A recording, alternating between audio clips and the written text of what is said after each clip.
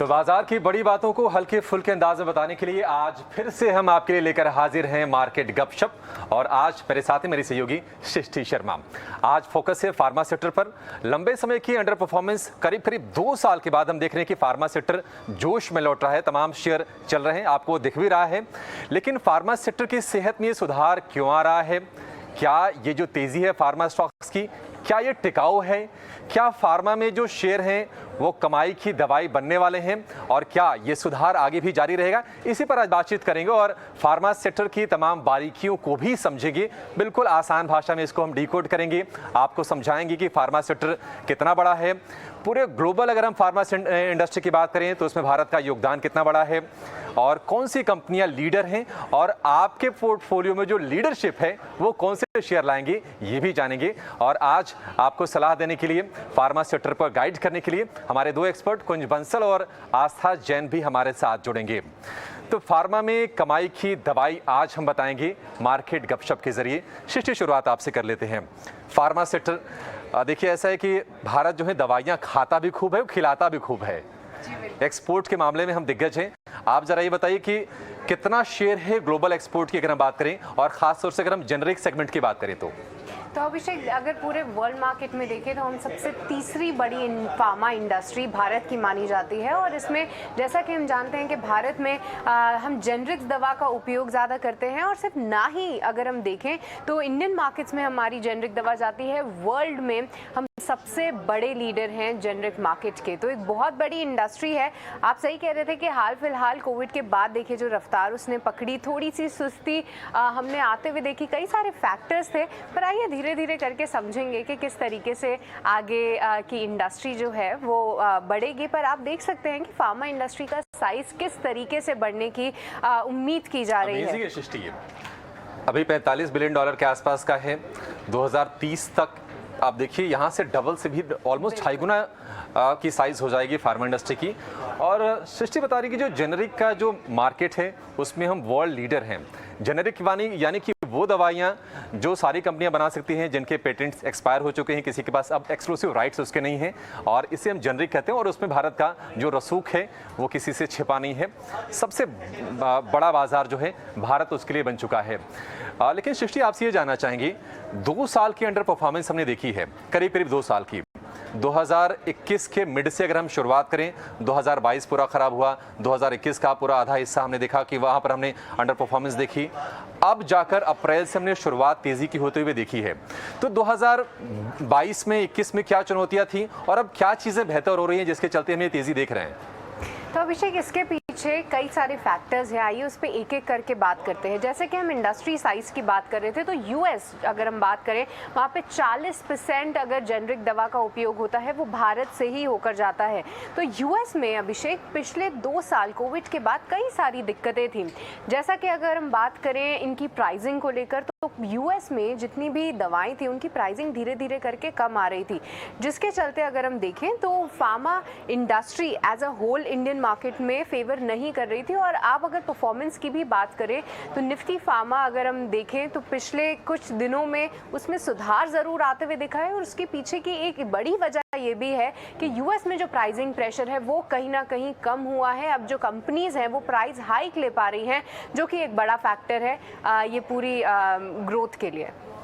ठीक है, तो अगर हम महीने भर की बात करें तो आप साफ तौर पर देख सकते हैं, आप जहां पिछले 7-8 साल में 2020 को आप छोड़ दीजिए तो निफ्टी को फार्मा ने अंडर परफॉर्म किया था। लेकिन एक महीने की तस्वीर ये है कि निफ्टी 4% चला है और निफ्टी फार्मा में हमने 8% के आसपास की तेजी देख ली है। तो ये फार्मा में निश्चित तौर पर एक बढ़िया संकेत निकल के आ रहा है। इसमें एक और बहुत इंटरेस्टिंग चार्ट है। अगर हम स्क्रीन पे दिखाएं 2015 से लेकर अब तक की परफॉर्मेंस, तो केवल 2015 में ही हुआ था अगर हम देखें कि निफ्टी फार्मा ने निफ्टी को आउट परफॉर्म किया था। उसके बाद सभी सालों में हमने निफ्टी फार्मा की एक अंडर परफॉर्मेंस देखी है। पर इसके बावजूद अगर हम देखें 2023 साल की शुरुआत से लेकर अगर अब तक देखें तो जहां निफ्टी में ऑलमोस्ट फ्लैट रिटर्न्स दिए हैं, निफ्टी फार्मा ने आउट परफॉर्म अभी भी किया है साल की शुरुआत से लेकर अब तक। लेकिन सृष्टि, आपको लगता नहीं कि एक टेंशन भी है? क्योंकि जब कोविड शुरू हुआ, फ्लाइट्स बंद हो गई, लोगों का आना जाना बंद हो गया, यूएस एफडीए के जो ऑडिट्स थे वो रुक गए थे 2 साल तक, और अब ये उम्मीद की जा रही है, इसको आशंका भी आप कह सकते हैं कि आशंका है कि शायद अब यूएसएफडी के ऑफिशियल्स आएंगे, यहाँ पर इंस्पेक्शन बढ़ेगा और थोड़ी सी दिक्कतें शायद बढ़ सकती हैं यहाँ से, ये एक चिंता है। अभिषेक, बढ़ भी सकती हैं और ये पॉजिटिव फैक्टर भी है कि यहाँ से अगर इंस्पेक्शन आदि हो, ज़्यादा अप्रूवल्स मिले तो वो एक अच्छी बात है, बट वो एक थोड़ा कंपनी स्पेसिफिक इशू हो जाता है। बट जनरली अगर यहाँ पे अगर हमारी जो इंस्पेक्शंस हैं वो बढ़ती हैं और कुछ अप्रूवल्स मिलते हैं या फिर कोई रिस्ट्रिक्शंस लगाई जाती हैं तो देखना होगा, तो इसको दोनों तरीके से ले सकते हैं। ठीक है, तो कुछ अच्छी चीज़ें भी आ सकती हैं, लेकिन निश्चित तौर पर जो भारत की जो फार्मा कंपनियां हैं, 20,000 से ज़्यादा रजिस्टर्ड कंपनियां हैं सृष्टि, और 100 से ज़्यादा लिस्टेड कंपनियां हैं, 100 से ज़्यादा।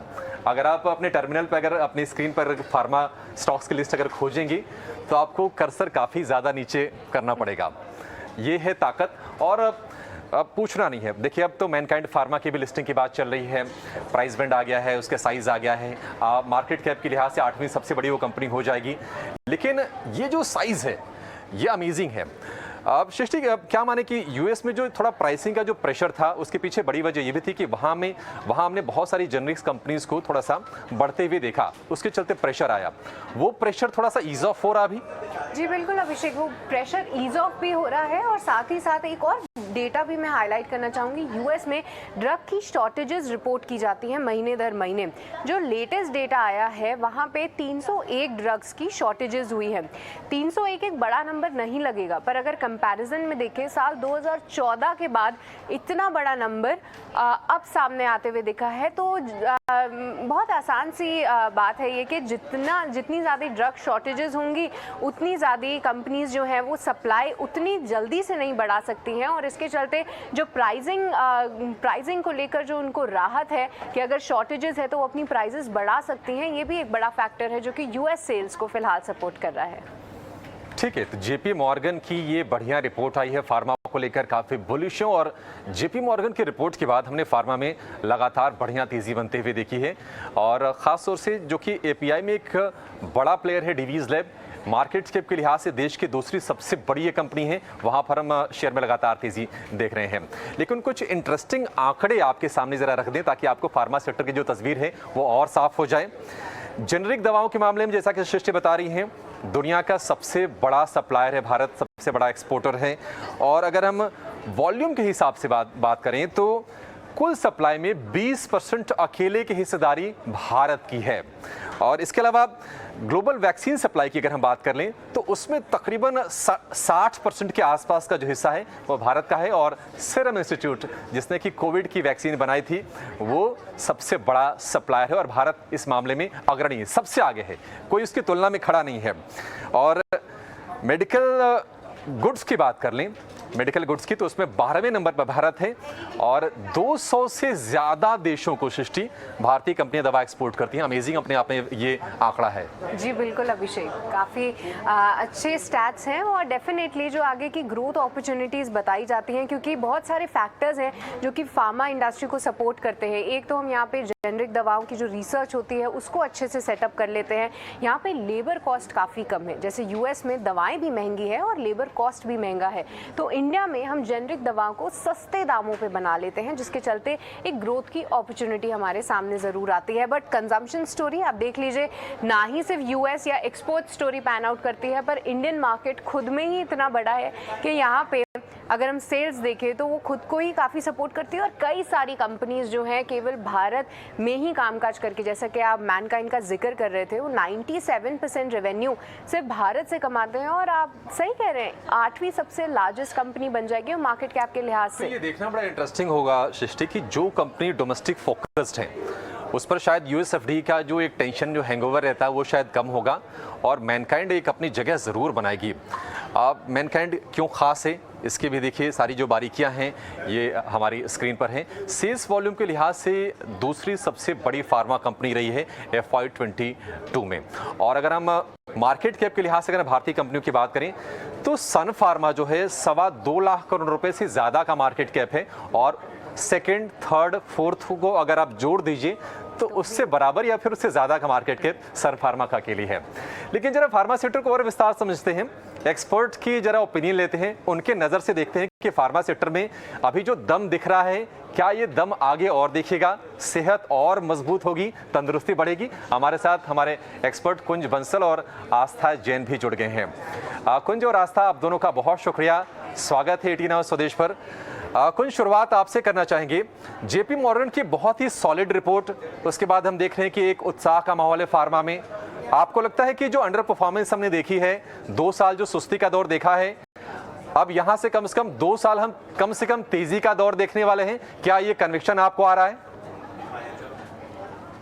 जी हाँ, तो उम्मीद तो बनती है, क्योंकि अभी जो पिछले 15-20 दिन या 1-1.5 महीने में थोड़ी सी आउट परफॉर्मेंस फार्मा सेक्टर में आई है, उसको मैं 1 मिनट के लिए साइड में रखूं तो पिछले मेरे ख्याल से कम 6-7 साल से pharma sector under perform market को कर रहा है। अगर आप निफ्टी फार्मा की परफॉर्मेंस निफ्टी के अगेंस्ट देखेंगे तो मेरे ख्याल से 2015-16 या ऐसा कुछ से कंटिन्यूस अंडर परफॉर्म कर रहा है। तो पहली बात ये। दूसरी बात यह है कि बट विद इन दैट कई कंपनीज जो हैं आपको अच्छा रिटर्न दे रही हैं, अच्छी परफॉर्मेंस कर रही हैं। तो कहना मैं ये चाह रहा हूं कि कई बार एक सेक्टर चलता है तो उसकी सारी कंपनीज मोरलेस सेक्टर के साथ अच्छा चलती हैं, और सेक्टर गिरता है तो करीब करीब सारी कंपनी सेक्टर के साथ अंडर परफॉर्म करती हैं या गिरती हैं। फार्मा के केस में ऐसा नहीं हुआ है, थोड़ा सा डिस्पर्स्ड परफॉर्मेंस हो गया है। कुछ कंपनीज हैं जो काफी सारे प्रेशर होने के बाद भी अच्छा कर रही हैं, और कुछ कंपनीज अंडर परफॉर्म कर रही हैं। तीसरी बात यह है कि काफी सारे ग्रोथ अपॉर्चुनिटीज होते हुए, साइज बड़ा होते हुए, डोमेस्टिक मार्केट भी होते हुए और एक्सपोर्ट मार्केट भी होते हुए, उसको डायरेक्टली शेयर प्राइस परफॉर्मेंस से लिंक कर पाना मुश्किल होता है। और वो फार्मा सेक्टर एक क्लासिक केस है। इंडस्ट्री का साइज बड़ा है, इंडियन फार्मा कंपनीज कम से कम 150-200 कंपनीज को एक्सपोर्ट करती हैं, डोमेस्टिक मार्केट भी घूम फिर के नई 10% प्लस माइनस की रेंज में ग्रो करता रहता है, बट समहाउ वो उसकी शेयर प्राइसेस की परफॉर्मेंस में रिफ्लेक्ट नहीं हुआ है। तो अब देखते हैं आगे आने वाला समय क्या बताता है, but it is high time कि फार्मा सेक्टर आउट परफॉर्म करना शुरू करे। स्पेशली ये लो बीटा सेक्टर है, तो एक वोलेटाइल मार्केट में तो सर्टेनली आउट परफॉर्मेंस करने की उम्मीद रखी जानी चाहिए। कुंज, आपसे ये जानेंगे कि क्या फार्मा जो सेक्टर है, क्या सभी कंपनियों को हम एक ही निगाह से देखें? क्योंकि एक तो जेनरिक वाली सप्लायर हैं, सन फार्मा, डॉक्टर रेड्डीज, जिनका यूएस में बड़ा कारोबार है। दूसरी तरफ वो हैं जो कि एपीआई वाली कंपनियां हैं, जो कि फार्मा कंपनी के लिए इंग्रेडिएंट सप्लाई करती हैं। डिवीज लैब है, आईओएल केमिकल है। तो क्या हमें इसको बांट के देखना चाहिए? आपको क्या लगता है कि कौन से शेयर पहले ज़्यादा चलेंगे, या फिर एक ही तरह की रफ्तार दोनों में दिखेगी? ज़रा इस पर गाइड कीजिए। जी हाँ, तो फार्मा सेक्टर को अगर हम देखेंगे तो इनफैक्ट इसके पहले कि मैं एपीआई या फार्मा जेनेरिक कंपनीज है उस पे आऊं, अगर हम बिगर फार्मा सेक्टर को देखें तो उसमें और 2-3 क्लासिफिकेशन हो जाते हैं। उसमें हॉस्पिटल कंपनीज अलग हो जाती हैं, अगर हम ब्रॉडर फार्मा में इंक्लूड करना चाहें तो। फिर उसमें डायग्नोस्टिक कंपनीज अलग हो जाती हैं। विद इन दैट अब अगर हम मेडिसिन मैन्युफैक्चरिंग कंपनीज पे आते हैं तो उसमें अगेन एक क्लासिफिकेशन हो जाता है कि इंडियन कंपनीज एक अलग हो जाती हैं, और एमएनसी की जो सब्सिडरीज हैं, फॉरेन कंपनीज जो इंडिया में ऑपरेट कर रही हैं, वो एक अलग हो जाती हैं, और उन सबके बिजनेस मॉडल अलग अलग रहते हैं। इंडियन कंपनीज के में से बहुत कम का फोकस थोड़ा सा रिसर्च पे भी रहता है, बहुत लंबा टाइम जाता है, और बहुत कम सक्सेस ओवर द ईयर्स देखने को मिली है। फॉरेन कंपनीज का बिजनेस मॉडल बहुत क्लियर है कि उनके पेरेंट्स फॉरेन में रिसर्च करते हैं, कोई भी मॉलिक्यूल सक्सेसफुल होता है तो पेटेंट्स के अंदर इंडिया में लाके लॉन्च कर देते हैं। अब ये सभी NLEM, national list of essential medicine की प्राइस कंट्रोल में भी रहती हैं। तो अब with in Indian companies, yes of course आप अलग अलग उससे देखेंगे कि कौन सी जेनेरिक कंपनीज हैं, कौन सी स्पेशलिटी कंपनीज हैं फॉर्मुलेशन में, और जेनेरिक में भी कौन सी क्रैम्स कंपनीज हैं कॉन्ट्रैक्ट रिसर्च एंड मैन्युफैक्चरिंग में। तो उनको सबको अलग अलग नजरिए से देखना पड़ेगा। उनके फाइनेंशियल्स भी उस हिसाब से थोड़े से अलग हो जाते हैं। उनका जो एफर्ट बिजनेस में जाता है, अब जैसे क्रैम्स कंपनी को क्लाइंट ढूंढने में और रिलेशनशिप बनाने में बहुत एफर्ट जाता है, बहुत टाइम जाता है अपना मैन्युफैक्चरिंग प्रोसेस, प्लांट और प्रोडक्ट को अप्रूवल करवाने में। पर एक बार वो हो गया तो आराम से 3 साल, 5 साल, 10 साल तक भी उनका बिजनेस मोर और लेस उस पर्टिकुलर क्लाइंट से अश्योर्ड हो जाता है। तो अलग अलग बारीकियां सब सेक्टर में है, आपकी बात सही है। ठीक है कुंज, अगर हम बात करें डोमेस्टिक फार्मा ग्रोथ की तो डेफिनेटली उसने सपोर्ट किया है, और साथ ही साथ NLEM की जो प्राइस हाइक्स है वो अब तक की सबसे बड़ी प्राइस हाइक बताई जा रही है इस बार 12% की। तो एक ये तो फैक्टर आपने इसका जिक्र किया और कौन सी कंपनीज फोकस में है, पर आप जिक्र क्रैम्स का भी कर रहे थे। कई सारी कंपनीज हैं लिस्टेड स्पेस में, जैसे कि Divi's lab, Laurus lab, IOL chemicals, Granules India. Covid के बाद इन्होंने ज़बरदस्त रनअप दिखाया, पर उसके बाद भारी गिरावट का भी शिकार हुए। इसको लेकर आपका क्या आउटलुक है, सेगमेंट को लेकर? क्या यहाँ से, जैसे कि आप फार्मा सेक्टर को लेकर पॉजिटिव हैं, इस पर्टिकुलर सेक्टर और कंपनी स्पेसिफिक क्या आपका पॉजिटिव नज़रिया बन रहा है, और क्या यहाँ से एक रिकवरी की उम्मीद करें? क्या कुछ फैक्टर्स प्ले कर रहे हैं, और इस स्पेस में से आपको कौन सी कंपनीज पसंद हैं, ये भी बताइए। जी, तो अगर हम क्रैम्स स्पेसिफिक की बात करें तो बॉटम लाइन से शुरू करता हूं कि हाँ, मुझे लगता है कि यहाँ से पॉजिटिव आउटलुक मेरा है और इन्वेस्टर्स को भी बनाना चाहिए। अब उसके कुछ कारण हैं। सबसे पहला कारण तो है कि प्राइसेस करेक्ट हो गए हैं, और प्राइस करेक्ट होते हैं तो वैल्यूएशन भी करेक्ट होता है। कई बार वैल्यूएशन करेक्ट नहीं भी हो सकता है कि अगर फाइनेंशियल्स वीक हुए हैं या एक्सपेक्टेड फाइनेंशियल्स वीक ही रहेंगे। तो कुछ कंपनीज के फाइनेंशियल जरूर वीक हुए थे कोविड के चलते हुए, कई सारे कारण हो गए।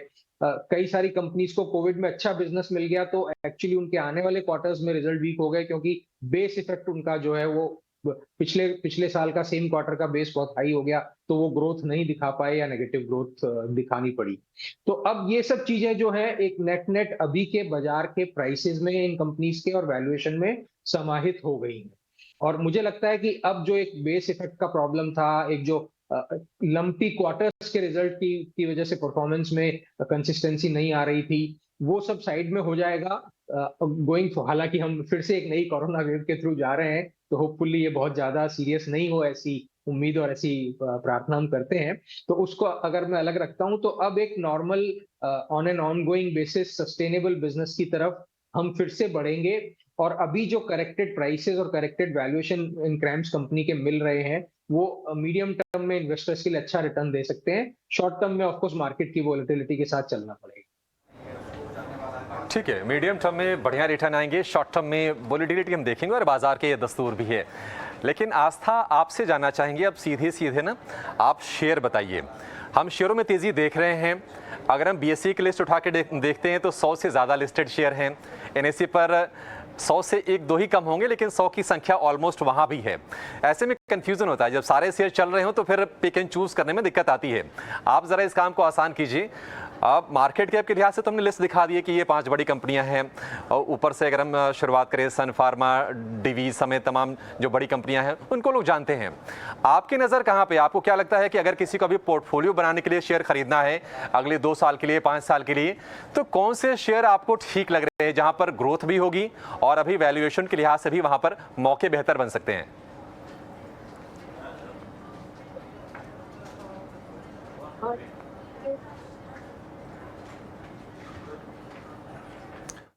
रहे हैं, जो कि हम लोग बोलते हैं कि जो रोलिंग सेल्स के डेटा हैं वो काफी स्ट्रांग आ रहे हैं, और इसमें 3 थेरेपीज जो है काफी अच्छा कंट्रीब्यूट कर रही है, जिसमें एक आपका कार्डियक है, दूसरा आपका पेन है, और तीसरा आपका गैस्ट्रोइंटेस्टाइनल है। तो वहां से बहुत बढ़िया ग्रोथ आ रही है। एक चीज और जो अभी हमें देखने को मिल रही है कि प्राइस लेड ग्रोथ भी हमें देखने को मिल रही है, जो तकरीबन, मैं अगर सिर्फ मार्च मंथ की बात करूं तो 5% की ग्रोथ तो प्राइस लेड ग्रोथ ही हमने देखने को मिली है। तो वो भी काफी इंपॉर्टेंट फैक्टर है। अब अगर मैं डोमेस्टिक इंडियन मार्केट्स की बात करती हूँ, तो वहां पे भी 2-3 थेरेपीज काफी बढ़िया वर्क कर रही है, जिसमें आपका रेस्पिरेटरी रहता है, पेन रहता है, एंटी इन्फेक्टिव रहता है। मुझे लगता है कि फार्मास्यूटिकल सेक्टर अब एक स्वीट स्पॉट में है, क्योंकि जो EBITDA मार्जिन्स हैं वो भी अब काफी बढ़िया इनके रहेंगे आने वाले क्वार्टर्स में, क्योंकि लॉजिस्टिक कॉस्ट आपका कम हो गया है। सबसे पहले रॉ मटेरियल कॉस्ट आपका ईज हुआ है। मुझे अभी फार्मास्यूटिकल सेक्टर बिल्कुल अच्छा लगता है। अब आपने जहाँ पे कंपनीज की बात की, तो सिप्ला मुझे अभी भी काफी पसंद आता है, तो पसंदीदा स्टॉक में सिप्ला रहेगा। ऑल्दो जेनरिक कंपनी ये है, लेकिन मुझे लगता है कि जो ग्रोथ के प्रोस्पेक्ट्स ये दिखाएगा, क्योंकि अब जो नतीजे आएंगे हम उसमें देखेंगे सिप्ला में एक बढ़िया हमें टॉप लाइन परफॉर्मेंस देखने को मिलेगी। तो अगर कोई एक फार्मास्यूटिकल स्टॉक की मुझे पोर्टफोलियो में रखने के लिए बोला जाए, तो मैं सिप्ला की तरफ जाना चाहूंगी। ठीक है, एक तो आस्था ने बता दिया, एक रखना हो तो सिप्ला रखेंगी, हम दूसरा भी सृष्टि पूछेंगे कि दूसरा कौन सा रखना है। लेकिन हमने अच्छी अच्छी बातें तो कर ली। जो चैलेंजेस थे, लॉजिस्टिक्स कॉस्ट वो कम हो रही है, चाइना से चूँकि एपीआईज़ की सप्लाई कम हो गई थी, अब चाइना अनलॉक हो रहा है, वहाँ से एपीआई की जो सप्लाई वो दुरुस्त हो जाएगी। तीसरी टेंशन ये थी कि यूएस में जो जेनरिक वाला प्रॉब्लम था, वहाँ से प्राइसिंग का प्रेशर वो दूर हो रहा है सृष्टि। लेकिन क्या सब कुछ ठीक ही है या कुछ चैलेंजेस हैं, या फिर एक बड़ा चैलेंज अभी मैनकाइंड है? हो सकता है कि बड़ा चैलेंज कंपनी स्पेसिफिक के लिहाज से मैनकाइंड हो, क्योंकि वैल्यूएशन इतने एक्सपेंसिव नहीं बता रहे हैं। हम अभी आस्था से भी समझेंगे कि वो किस तरीके से देख रही हैं इस आईपीओ को। पर अगर चैलेंजेस की बात करें अभिषेक, तो यूएस एफडीए जैसा कि आप जिक्र कर रहे थे, अभी भी कई सारी कंपनीज हैं जहां पे इंस्पेक्शन होना बाकी है। और एक और डेटा सामने आया था जहां पे जितनी कंपनीज एएनडीए यानी कि अर्जी देती हैं कि ये हमने रिसर्च की है, इस प्रोडक्ट को आप अप्रूव कर दीजिए, उसमें मतलब नई दवा के लिए अर्जी, बिल्कुल राइट, उसमें कमी आई है। अगर देखें तो कई पिछले 3 सालों का आप डेटा उठा के देखेंगे तो उसमें एक गिरावट आई है। इसके पीछे की बड़ी वजह ये भी है कि इंस्पेक्शंस भी कम हो गई थी, तो कंपनीज की तरफ से इतनी अर्जी भी नहीं गई, जिसके चलते ये कुछ चैलेंजेस हैं। और साथ ही अगर इंस्पेक्शन होती है या फिर कुछ वार्निंग लेटर्स मिलते हैं तो वहाँ को लेकर भी उस पर्टिकुलर प्लांट से दवाएं सप्लाई करना थोड़ा मुश्किल हो जाता है। तो ये कुछ चैलेंजेस हैं। अभी भी यूएस में प्राइसिंग पूरी तरीके से रिकवर नहीं हुई है और वो देखना काफ़ी इंटरेस्टिंग होता है, क्योंकि थोड़े समय के लिए अगर राहत मिल जाए, पर क्या वो लंबे समय के लिए मिलेगी या नहीं, वो तो समय ही बताएगा, ये देखना होगा। लेकिन देखिए, सृष्टि ने आपके सामने A&E कहा, ऐसे बहुत सारे टर्म्स हैं फार्मा में जो आप सुनते हैं और कई बार क्या होता है कि हम समय की कमी के चलते हम आपको समझा नहीं पाते हैं। एब्रिविएटेड न्यू ड्रग एप्लीकेशन, यानी कि जेनेरिक दवा अपनी बेचने के लिए जो यूएस एफडीए में जो अर्जी देनी पड़ती है उसको ANDA फाइल करना बोलते हैं। और क्रैम्प्स के जिक्र हो रहा था, जो कॉन्ट्रैक्ट मैन्युफैक्चरिंग होती है, क्रैम्प्स उसको कहते हैं। ऐसे बहुत सारे टर्म्स हैं, बायोलॉजिक्स, बायोसिमिलर, वो सारी चीज़ें हम आपको बता रहे हैं कि आखिर फार्मा की जो शब्दावली है उसको आसान भाषा में आप समझ लें, इस इंडस्ट्री की आप समझ ले लें, उसके बाद आपको ना राय बनाने में आसानी भी हो जाएगी। आस्था, आपसे जानना चाहेंगे कि अगर हम बात करें चुनौतियों की, आपके हिसाब से चैलेंज क्या कोई दिख रही है वाकई में, या फिर आपको लगता है कि अगर इन कंपनीज की हम बात करें जो लीडर्स हैं, सबसे बड़ी चैलेंज अभी मैनकाइंड से ही आने वाला है? चैलेंजेस थोड़े से रहेंगे ही। मुझे ऐसा लगता है कि कॉस्टिंग अभी भी एक चैलेंज है फार्मास्यूटिकल कंपनीज के लिए। और जहां तक मैनकाइंड की बात करें तो कंपनी काफी बेहतरीन है, लेकिन मुझे ऐसा लगता है कि ये एक लॉन्ग टर्म बेट ज्यादा रहेगा मैनकाइंड फार्मा, क्योंकि हम सब जानते हैं जिस तरह से ये एक्यूट थेरेपीज में है, जिस तरह से मैंने बताया कि अभी वहीं पे हमें ग्रोथ देखने को मिल रही है, जैसे एंटी इन्फेक्टिव्स, गैस्ट्रोइंटेस्टाइनल, या फिर जो विटामिन और न्यूट्रिएंट लेड्स मेडिसिन होती है वो भी मैनकाइंड फार्मा बनाती है। बढ़िया इनका डिस्ट्रीब्यूशन नेटवर्क है और सबसे बड़ी बात है कि इंडिया स्पेसिफिक ऑपरेशंस ज्यादा है। लेकिन चैलेंजेस हैं कि जो इनकी कॉस्टिंग है वो ये किस तरह से आगे जाते हुए हैंडल करेंगे, वो मुझे एक चैलेंज लगता है, जो मैनकाइंड के लिए नहीं, मुझे पूरा फार्मास्यूटिकल सेक्टर के लिए लगता है। तो वहां पे एक नजर बनानी होगी और दूसरी तरफ वैल्यूएशंस भी हमें यहाँ पे देखने पड़ेंगे। तो अगर मैं पर्टिकुलर मैनकाइंड फार्मा की बात करूँ तो मुझे एक ये लॉन्ग टर्म प्ले लगता है। तो किसी को अगर लॉन्ग टर्म की स्टोरी के तौर पे अगर फार्मास्यूटिकल सेक्टर में एक स्टॉक रखना है तो उसके लिए मैनकाइंड फार्मा मुझे एक स्टॉक लगता है। बट लिस्टिंग के हिसाब से बहुत बड़े गेन्स या उस तरह की लिस्टिंग, मैं यहाँ पे बहुत वॉपिंग लिस्टिंग इसकी एक्सपेक्ट नहीं कर रही हूँ। तो ये एक मुझे लॉन्ग टर्म प्ले ज्यादा लगता है। तो आस्था, ये बताइए कि इसमें पैसे लगाने या नहीं लगाने हैं? देखिए, अगेन बात वही है, सब्सक्राइब की तो रेटिंग रहेगी, लेकिन होराइजन क्या है? अगर होराइजन सिर्फ लिस्टिंग गेन के लिए है तो मैं बहुत ज्यादा यहाँ पे पॉजिटिव नहीं हूँ। लेकिन हाँ, अगर होराइजन लॉन्ग टर्म का है कि रख सकते हैं लंबे समय के लिए, तो इसमें बिल्कुल लगाना चाहिए। तो सब्सक्राइब की तो बिल्कुल रेटिंग है, लेकिन लॉन्ग टर्म के लिए। आस्था, क्विकली एक काम करिए, अब चूंकि हमने आधे घंटे चर्चा की है तो एक शेयर ले जाने में थोड़े से अजीब सा लग रहा है। एक शेयर आप और बता दीजिए, क्विकली एक लाइन बता दीजिए। सन फार्मा भी मुझे पसंद आता है, तो सिप्ला जैसा मैंने प्रेफर्ड चॉइस बोली, उसके बाद जो दूसरा काउंटर रहेगा वो सन फार्मा है। ठीक है, तो दिग्गजों के साथ ही दिग्गजों के साथ हैं, ज्यादा बदलाव नहीं है। लिस्ट भले ही 100 शेयरों की है सृष्टि, लेकिन दिग्गज चुनिए, बड़ी कंपनियां चुनिए, वहां पर रिस्क भी कम होता है। और हमने देखा भी है सन फार्मा लगातार इसने स्ट्रेंथ दिखाई है, इंडस्ट्री के उलट थोड़ा सा परफॉर्म करने की कोशिश की है, 1000 रुपये के आसपास के इसके भाव भी चल रहे हैं। तो फार्मा स्टॉक्स पर बहुत बढ़िया डिस्कशन। सृष्टि, आपका बहुत शुक्रिया इस सेक्टर को बहुत आसान भाषा में समझाने के लिए, क्या चैलेंजेस हैं, क्या ग्रोथ के ट्रिगर बन सकते हैं, ये बताने के लिए। और कुंज और आस्था, आप दोनों का बहुत शुक्रिया आज इस खास चर्चा में जुड़ने के लिए, गपशप करने के लिए हमसे, और फार्मा सेक्टर में किस तरह से तस्वीर बदल रही है, कौन सा शेयर कमाई की दवाई बन रहा है, ये सारी चीज़ें हमारे दर्शकों के सामने रखने के लिए। फिलहाल मार्केट गपशप के इस एडिशन में फिलहाल इतना ही, लेकिन आप बने रहिए ET9 स्वदेश के साथ। नमस्कार।